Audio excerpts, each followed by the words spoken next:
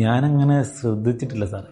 ഓ ഈ മഞ്ഞ ഡ്രസ്സ് ഇട്ട കുട്ടി എന്നൊക്കെ പറയുമ്പോൾ ജയഗണേശ് ഞാൻ സ്ഥിരമായിട്ട് പോകുന്ന ബസ്സാണ്. അപ്പം അതിൽ വരുന്ന അധികം ആൾക്കാർ നമ്മൾ കാണുന്നതാണ്. ഞാനങ്ങനെ പിന്നെ ഞാൻ പെൺകുട്ടികളൊന്നും അങ്ങനെ അങ്ങനെ നോക്കാറില്ല. നമ്മളിങ്ങനെ നോക്കാം സാറേ. ഇപ്പോൾ ഓൾറെഡി ഇൻസ്റ്റാഗ്രാമിലൊക്കെ കുറേ വീഡിയോസ് കാണാം. ഡിസ്കംഫർട്ടായിട്ട് കുറേ ആൾക്കാർ നോക്കിയത് കൊണ്ടേ അവർക്കും പെൺകുട്ടിക്ക് ഇവിടെ സമാധാനത്തോടെ ജീവിക്കണ്ടേ. ഇപ്പം നമ്മളിങ്ങനെ ഇപ്പം നമ്മൾ എന്തെങ്കിലും നോട്ടീസ് ചെയ്യാനൊക്കെ നോക്കുന്നത്, പക്ഷെ അത് അവർക്ക് ഡിസ്കംഫർട്ട് ആണെങ്കിൽ നമ്മളങ്ങനെ നോക്കുന്നത് ശരിയല്ല. അല്ല സാർ മഞ്ഞ ഡ്രസ് ഇട്ട് ആരെങ്കിലും കണ്ടതായിട്ട് ഓർക്കുന്നുണ്ടോ?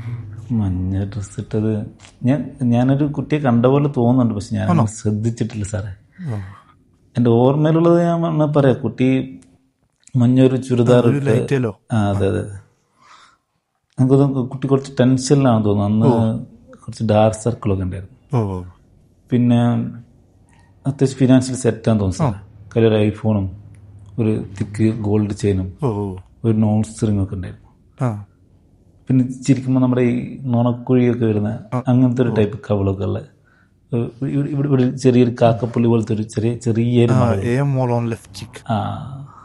ഞാനങ്ങനെ ശ്രദ്ധിച്ചിട്ടില്ല സാറേ. നമുക്ക് ഇതിനൊക്കെ ഇവിടെ നേരം സാറേ. നമ്മൾ പ്രഷറിൽ ഓടിക്കൊണ്ടിരിക്കുന്നത്. ഇറങ്ങിയ സ്ഥലം MG റോഡ് പില്ലർ നമ്പർ 342 തോന്നുന്നു. ഞാനങ്ങനെ ശ്രദ്ധിച്ചിട്ടില്ല സാറേ. ഞാൻ അങ്ങനെ നമുക്കിതിന് നേരെയല്ല സാർ. നമ്മളൊരു പ്രഷറിൽ നമ്മളിങ്ങനെ പോയിക്കൊണ്ടിരിക്കുക. പ്രഷറിൽ ഇത്ര ശ്രദ്ധിച്ചല്ലോ. Thank you. ശ്രദ്ധിച്ചത് കാര്യങ്ങൾ ഉപകാരം. Okay sir.